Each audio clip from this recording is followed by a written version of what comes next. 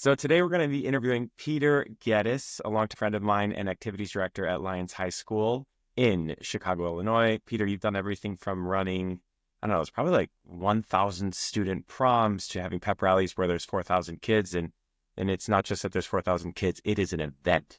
I have seen it. It is an event. And so you're also even on the show Who Wants to Be a Millionaire, which is very unique. So Peter, we are thrilled to have you here today. Yeah, it's a pleasure, and I'm flattered that you've invited me. Yeah. So we're going to jump right in. I have the first question, which is, what the heck is an activities director at a high school? You know, the funny thing is that I know you're going to experience this as this series goes on. It depends on the school, because it comes down to what the school prioritizes and also what they feel is important and where they see a lack. So in general, I think the easiest definition is that a student activities director oversees the non-athletic extracurricular life of a high school, although in some states, like in California, even middle schools. And so that's covering clubs and activities and special events and all of it. And it just depends from school to school which of those fall into their aegis.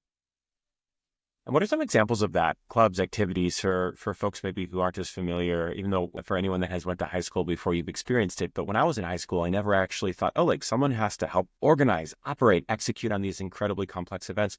What are like 2 or 3 practical examples of what some of those may be? Well, I think the ones that people are most familiar with are going to be some form of student government, right? Student council, student union, something like that. And then they're going to be familiar with the most popular, most common competitive clubs, things like a Scholastic Bowl or Academic Bowl or a Quiz Bowl, Science Olympiad, something like that, right? And then also special interest clubs. So, language clubs like a Spanish club or a French club or something like that. Those are probably the most common ones that most schools have. But then, as the school gets bigger or as the activities program gets more robust, then you may start getting into more esoteric programs.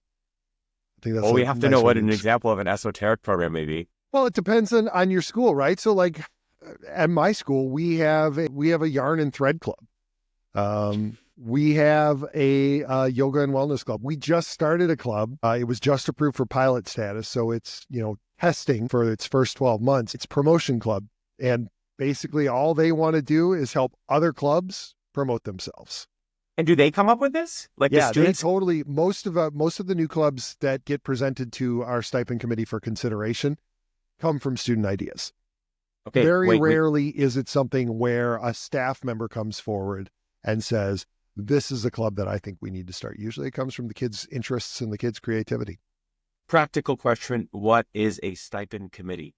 Well, it's what LT has, but it's not what every school has. And again, this kind of goes to, it depends on what you ask the school about. For LT, there's a subcommittee. It's part of the Board of Education, and there are administrative representatives on it. There's a board member who sits on the committee, and then there are also staff members, teachers or other professionals, and they review requests from students and staff and whatever to create new clubs, to change the stipend composition of a club, right? Increasing the stipend amount or adding on additional stipends, assistants or co-sponsors or whatever. So they review all of that at LT on a quarterly basis. And you keep using the word stipend. My assumption is that every club has some sort of stipend. You are a school that is a public government entity, paid for with taxpayer dollars. Somehow that flows in from the top, and then maybe there's a compensation or stipend that either the teacher sponsor has paid or the club gets to operate. Am I accurate in that? And if not, can you please provide a definition of what that means? Yeah, it's funny how once you get into that, into a certain world, right? We all have our jargon and we all have things that we talk about, and we forget that most people, it's not a part of their regular operations. Yeah. At LT, the stipend that is allocated is specifically for the sponsor. So they are paid for their additional time that they spend. And there's a whole formula that determines how much of a stipend each club gets. Coaches get it as well. And obviously this is above and beyond their compensation as a teacher, as a paraprofessional, as a staff member. That's so helpful. And for anyone who doesn't know, a sponsor is usually a teacher at the school of some sort who acts as a adult that is responsible for the club. Accurate? Right. Yeah. I mean, it's akin to a coach, I would say. The one thing that I think that's kind of missing there is that it's not always a teacher. It may be, it may be a classroom assistant, what we refer to in Illinois, and I think in most states, as a paraprofessional, right? So it's somebody who has a teaching degree, but who isn't teaching on a regular basis for whatever reason. They may just not be interested in it. They may be at the end of their career. And so they're in there, they're helping out, but they're not the one who is doing the classroom management all of the time. But it could also be a staff member. We've had members of our building and grounds staff at times who have sponsored or coached activities. And then it can always also, it's rare. And we also have certain criteria that have to be checked, but it's not uncommon for a coach or a sponsor to be an outsider. Usually that's going to be contingent on them having some kind of specialized knowledge or experience that better qualifies them than anybody who's already currently on staff. So, for example, my POMS coaches three of my four POMS coaches are all outside contractors. And the reason why is because they're professional dance teachers. And they have, they've received their own collegiate training. And they're better qualified than anybody that was interested at the time when I hired them. Incredible. I have two practical questions. One you may or may not be able to answer. And of course, if you don't want to, that's fine. Can you provide a range of what teacher sponsors at your school are compensated for being a teacher sponsor? Like, I don't know, is it $100 a year? Is it $1,000? Is it $5,000?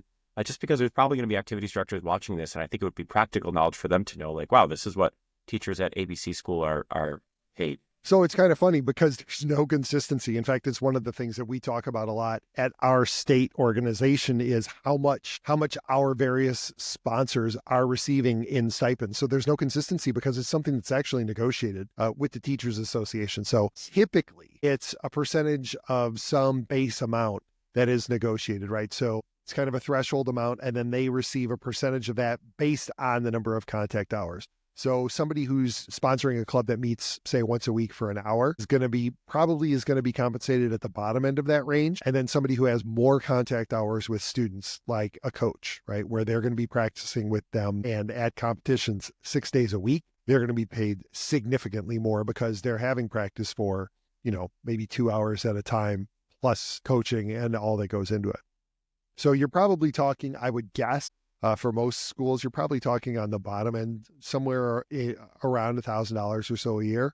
And then at the upper end, I'm going to guess for some football coaches and basketball coaches and such, you're probably talking tens of thousands of dollars. And that's per club that you sponsor, right? So if you're sponsoring 3 clubs, you're picking up 3 of those stipends. If you're coaching 3 sports, you're picking up a stipend for each of those. Yeah, and warranted too, because if you're a football coach or a POMS or a basketball coach, you're going after school, and sometimes practices go to like 6, 7 o'clock at night. You're working way past the typical like 7 or 8 a.m. to 3 o'clock in the afternoon.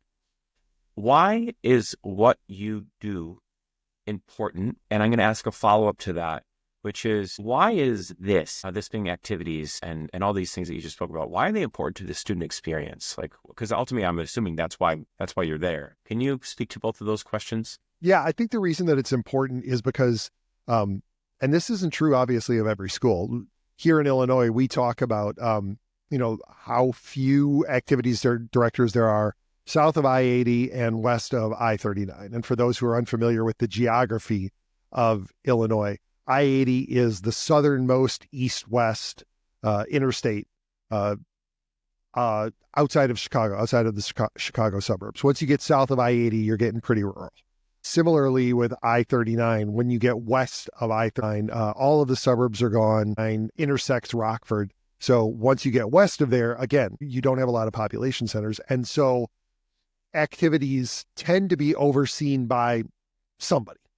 There's no consistency. It may be an assistant principal. It could be the athletic director. It might be a teacher or a division chair, but somebody's kind of overseeing it. But usually the result is that you don't tend to have large, robust activities programs. It's going to be something that's pretty straightforward, pretty minimal. You might have a couple of special interest groups. You'll inevitably have student government, and then you'll have a couple of competitive activities. But you're not going to have the wide range that a school in the Chicago suburbs does, or that most schools out in California have, because they're mandated to have activities directors. When you have one person who is dedicated to the extracurricular lives of students, whether it's clubs or it's special events, because they're able to focus their attention on that, whether it's for 3 periods a day or it's a full-time job, they really are able to expand those opportunities for students because they're able to be more responsive. If it's an additional responsibility of a department chair in a small town, obviously their focus, and rightly so, is going to be on the academic lives of students. And what an activities director really allows us to do is it allows a school to expand the experience that students have outside of the classroom. Every school has an athletic director, right? Every school has sports. And that's what that person focuses on. And that's, a big reason why sports are such a big part of high school experience, especially nowadays, is because it's become professionalized, right? There are people who go to school to become athletic directors, and it focuses on everything that they do. And activities is starting to become like that. And it's important. It really is. We stress it a lot at our school, and I know that my colleagues at other schools do as well. And something that we latched onto, 3-4 years ago here at LT, was a study that was done by the Illinois State Board of Education a couple of years ago. I think it was in 2021. And it found that students who are involved in 2 or more extracurricular activities, however you define it, athletics, music, fine arts, just a regular club like a French club, students who are involved in 2 or more activities experience more success in their post-secondary life than those who aren't.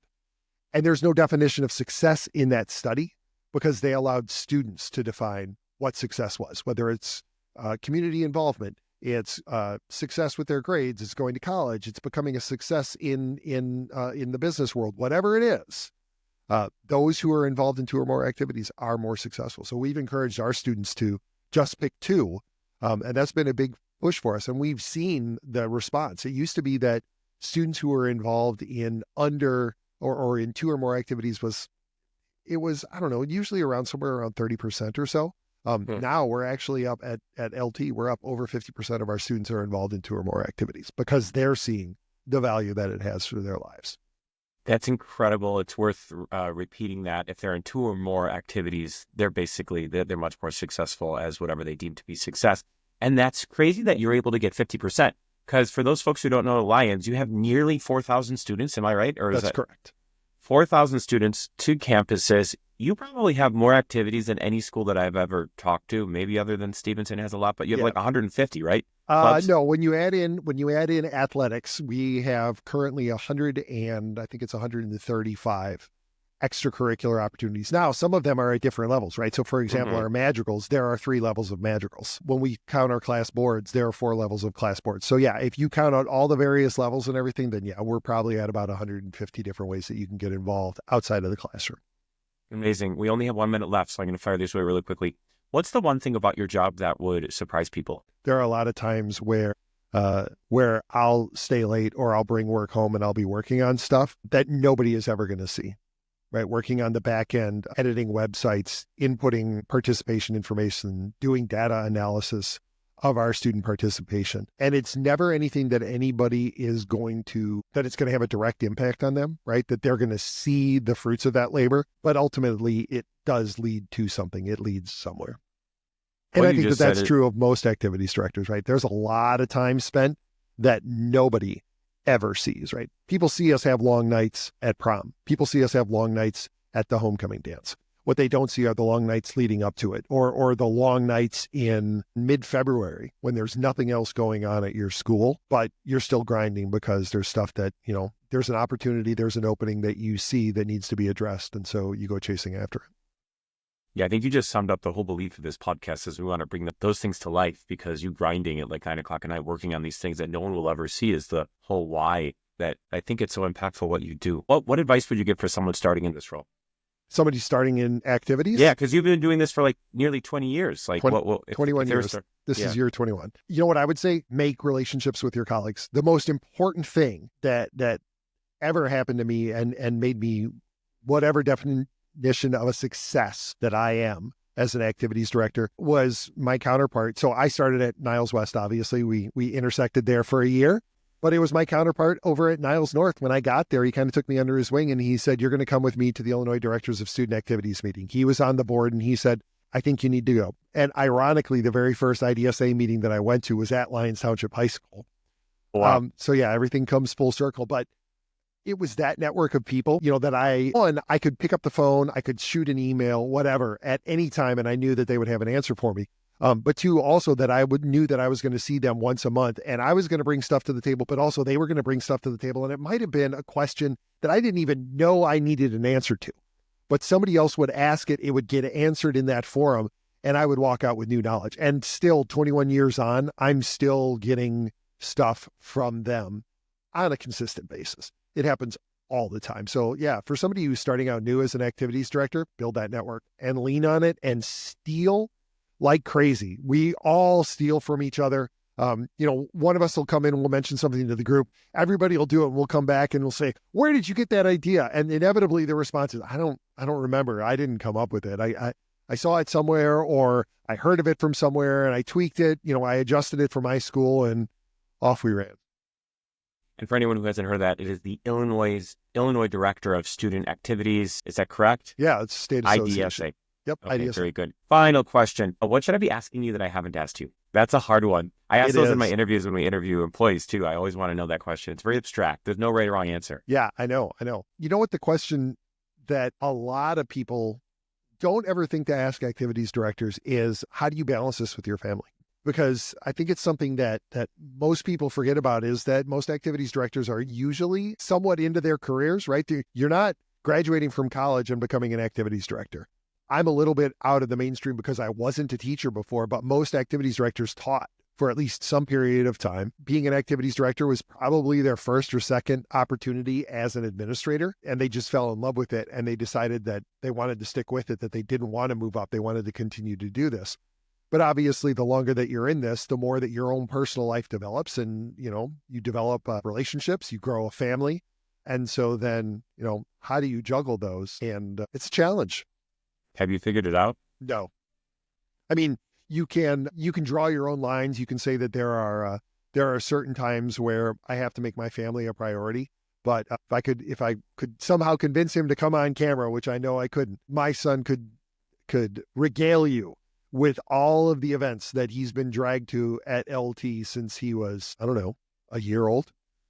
I mean, he's kind of a regular. He knows his way around both of our campuses, and it's going to be interesting when he gets to high school, because his high school is in the same conference. Oh, he's not going to Lyons? No, he won't go to Lyons. It's an incredible point to end on. Thank you so much. If people want to get in contact with you, is there a Twitter handle, email, website they can go to? Oh yeah, just look for LT Activities online. We're all over the place, or just go to our website, lths.net, I should say. Peter Geddeis, thank you so much. It's awesome having you. My name is Brett Kopf. I'm the founder and CEO of a company called Omela, and hopefully we'll have more great shows like this to come. Have a nice day. Take care.